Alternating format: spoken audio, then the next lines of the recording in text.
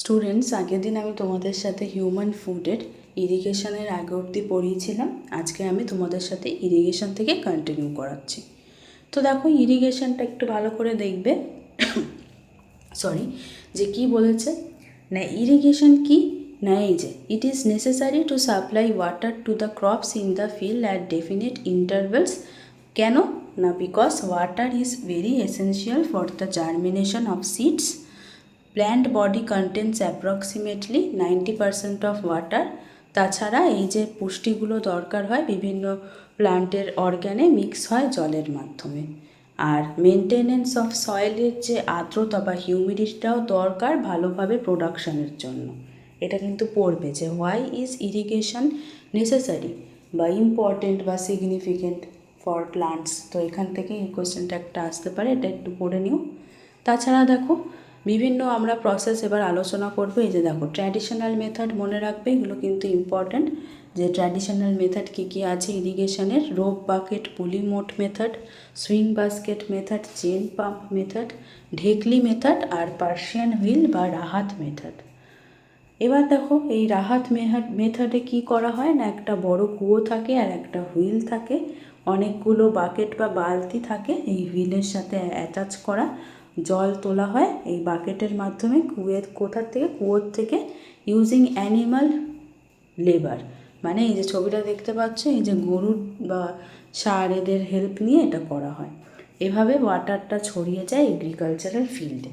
তো এখান থেকে একটা শর্ট নোট আসতে পারে, রাহাত মেথড বা পার্সিয়ান হুইল মেথড কি, এটা নিয়ে লিখতে আসতে পারে। তো এটা একটু পড়ে নেবে। নেক্সট আসছে দেখো মডার্ন মেথডস। মডার্ন মেথডসে কী করা হয় না, জল এই যে স্প্রিংকলার সিস্টেম আছে আর ড্রিপ সিস্টেম আছে, এটা একটু খেয়াল রেখো। তো ওয়াটার ইজ, দেখো স্প্রিংকলার সিস্টেমে কি বলেছে না, জল ছেটানো হয় ক্রপসের উপরে এগ্রিকালচারাল ফিল্ডে, ঠিক ফাউন্টেন ঝর্নার মতন। আর ড্রিপ সিস্টেম কি না, ওয়াটার সাপ্লাই করা হয় ঠিক গাছেদের রুটসের কাছাকাছি ইন ড্রপ বাই ড্রপ ম্যানারে। কীভাবে? পাইপের সাহায্যে। এই দুটোও কিন্তু পড়ে নেবে, ইম্পর্টেন্ট।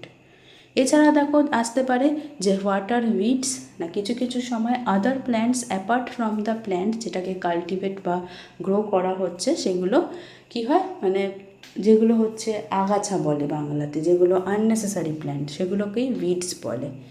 তো উইডসের জন্য কি হচ্ছে, যে জল, নিউট্রিয়েন্ট, হ্যাবিটেট আর লাইট পাওয়ার দরকার ছিল প্লান্টদের, সেগুলো তারা পায় না, তো হ্যাম্পার হয়। তো তার জন্য এদেরকে কেটে ফেলতে হয় বা রিমুভ করতে হয়।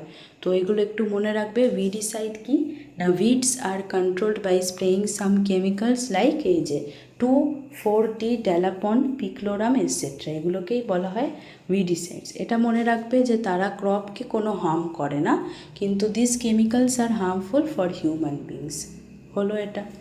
এবার আসছে দেখো পেস্ট বা এই যে পোকার থেকে কিভাবে প্রোটেকশান নেওয়া যেতে পারে। না এইটা একটুখানি ওই গল্পের মতন দেখবে, বেশি খুব একটা ইম্পর্ট্যান্ট নয়। এইটা মনে রেখো যে ফাঙ্গাই প্রডিউস, এই লাস্ট লাইনের আগেরটাতে, যে এটা কিন্তু ইম্পর্ট্যান্ট, যে ফাঙ্গি প্রডিউস কীরকম type of disease in wheat না, রাস্ট ডিজিজ আর ব্লাইট ডিজিজ ইন পটাটো। ঠিক আছে। আর পেস্ট কি এটা খেয়াল রেখো যে র্যাট, বিভিন্ন ইনসেক্টস লাইক লোকাস্ট, টার্মাইট, ভিভিল কী করে ক্রপসের উপরে ফিট করে বা ড্যামেজ করে ক্রপদের, এগুলোকেই বলা হয় পেস্ট। আর ব্যাকটেরিয়া প্রডিউস ড্যাশ ডিজিজ, তো কী ডিজিজ না, উইল্ট ডিজিজ। ঠিক আছে। এবার আসছে দেখো, দুটো পদ্ধতি রয়েছে পেস্ট কন্ট্রোল করার, এটা একটু খেয়াল রাখবে, কেমিক্যাল মেথড আর বায়োলজিক্যাল মেথড। তো কেমিক্যাল মেথডে কী কী আছে এটা একটু দেখবে, যে কী কী কেমিক্যাল ইউজ করা হয়: ডিডিটি, বিএইচসি, ম্যালাথিয়ন। আর তাছাড়া দেখো র্যাটও হেল্প করে, জিঙ্ক ফসফাইড। র্যাটও হেল্প করে না, সরি, র্যাটদেরকেও কন্ট্রোল করা যেতে পারে জিঙ্ক ফসফাইড আর ওয়ারফারিনের সাহায্যে। তো দেখো, এই যে এই পয়েন্টগুলো একটু পড়বে, যে যদিও পেস্টগুলো খুব সহজেই মারা যায় এই কেমিক্যাল মেথডে, কিন্তু এগুলোর কিছু প্রবলেম আছে, সেগুলো একটু খেয়াল রাখবে। যে এই পোকাগুলো কী করতে পারে, রেজিস্ট্যান্স মানে বাধা, ওদের মানে অটোমেটিক বডিতে রেজিস্ট্যান্ট পাওয়ার জন্মে যাবে এই কেমিক্যালের বিরুদ্ধে, মানে তখন আর কেমিক্যালটা দিলে তাদের আর ওই পোকাগুলো সরবে না, কাজ হবে না। তারপর ওয়াটার পলিউশন করতে পারে, জলের সাথে মিশে নদীর বা লেকের। Organisms at the end of the food chain, মানে যারা ফুড চেনের একদম শেষে রয়েছে তারা হার্ম হতে পারে এই কেমিক্যালগুলো যদি তাদের ভেতরে শরীরের ভেতরে ঢুকে যায়। হিউম্যানদের হেল্প করতে পারে যদি ক্রপস বা ফ্রুট বা ভেজিটেবলের মাধ্যমে বডিতে আসে। তারপর কিছু কিছু সময়ে যে বেনিফিশিয়াল ইনসেক্ট যেরকম হানি বিস, বাটারফ্লাইজ এদেরকে কিল করতে পারে। তো এই জন্য এগুলো কিন্তু একটু দেখবে, এটা ইম্পর্টেন্ট। নেক্সট আসছে বায়োলজিক্যাল কন্ট্রোল মেথড, এটাও পড়বে, এটাও কিন্তু খুব ইম্পর্টেন্ট, যে an organism is used to control the number of other organism in the method. তো দেখো, ঠিক আছে। তো এবার দেখো কি বলেছে, হারভেস্টিংটা এবার চলে আসো। এই যে থ্রেশিং কাকে বলা হয় একটু পড়ে নেবে, যে edible part of the grain ক্রপসটাকে আলাদা করতে হয়, মানে যেগুলো আমরা খাই শস্যের, যেগুলো ধরো এই যে গম বা রাইস যেগুলো খাই, সেই এডিবল পোর্শনগুলোকে বাদ দিতে হয় ক্রপ প্ল্যান্টসের থেকে। তো এটাকেই বলা হয় থ্রেশিং, ঠিক আছে। আর এটা কোন মেশিনের সাহায্যে করা হয় একটু খেয়াল রাখবে, কম্বাইন। এটা শর্ট নোট আসতে পারে, থ্রেশিং তো পুরোটাই পড়ে নিও, এরমভাবে উইনোয়িংটাও ভালো করে একটু পড়ে নিও, এটারও শর্ট নোট আসতে পারে। এই যে ছবিটা দিয়েছে দেখো, যে স্মল ল্যান্ডস কাল্টিভেট করা হয় উইনোয়িংয়ের সাহায্যে, যাতে কিনা গ্রেনদেরকে শ্যাফের থেকে আলাদা করা যায়, ঠিক আছে। এই যে ছবিটা দেখে বুঝতে পারলে এটা কম্বাইন বা হারভেস্টারের সাহায্যে ইউজ করা হয়। নেক্সট আসছে দেখো স্টোরেজ। তো স্টোরেজ কি না, স্টোরেজ হচ্ছে বিভিন্ন রকমের গ্রেন যে স্টোর করা হবে সেটার জন্য আমাদের কি ইউজ করা হয়, large scale storage of grains, granaries আর এয়ার টাইট রুম, সিলোস। তো সিলোসটা মনে রাখবে এয়ার টাইট হয় আর ময়েশ্চার প্রুফ হয়, অ্যানিমাল যেরকম র্যাটরা ঢুকতে পারে না, এই যে ছবিটা যেরকম দিয়েছে সিলো, ঠিক আছে। তাদের একটা স্পেশাল সিস্টেম রয়েছে যাতে কিনা একটা নির্দিষ্ট টেম্পারেচার সবসময় মেনটেন করা যেতে পারে। কিছু কিছু সময় পেস্টিসাইডস আর ফাঙ্গিসাইডসও স্প্রে করা হয় গ্র্যানারিতে। হলো এবারে নেক্সট দেখো আসছে different types of plant based fruit production. তো এবার দেখো প্যাডি কোথায় কোথায় গ্রো করা হয় একটু দেখে নেবে, ঠিক আছে। এই যে রাইসের কী কী গুণ এগুলো একটু দেখবে, টাইপস অফ প্যাডিটা দেখবে কত রকমের প্যাডি হচ্ছে।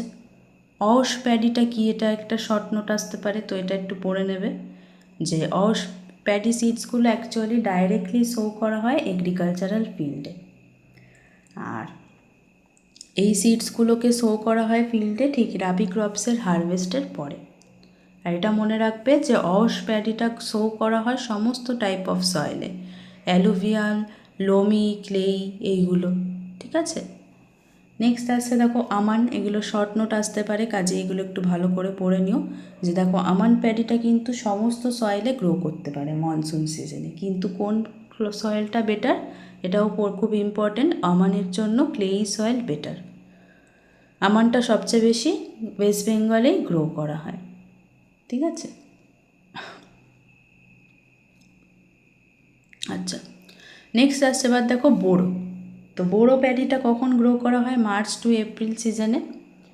আর এই যে প্যাডির টাইমের উপর ম্যাচিওর কত দিনে হবে এটা একটু দেখে রাখবে। এই যে জলদি মানে যেটা তাড়াতাড়ি হবে 95 থেকে 115 ডেজের, মাঝারি আর নবি এই কটা, ঠিক আছে। আউশ, আমার আর বড় এই সব কটারই জলদি, মাঝারি আর নবি ভ্যারাইটি অফ প্যাডি রয়েছে। গোল্ডেন রাইসটা মনে রাখবে কি জিনিস না, স্পেশাল টাইপ অফ প্যাডি যেটা কি না ডিমান্ড অফ মানে যেটা আমাদের ভিটামিন এ এর চাহিদাটা পূর্ণ করে।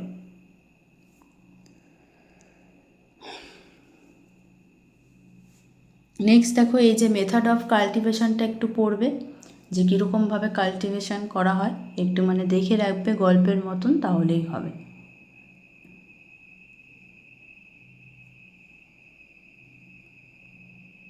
তো এবার আসছে নেক্সট টপিক আমাদের ম্যাঙ্গো, ঠিক আছে। তো ম্যাঙ্গোর নিউট্রিশনাল ভ্যালুটা দেখবে কী কী রয়েছে, protein, fat, minerals, vitamin A, B complex, C, তাছাড়া রয়েছে water, fibre, phytochemicals like beta carotene, ঠিক আছে।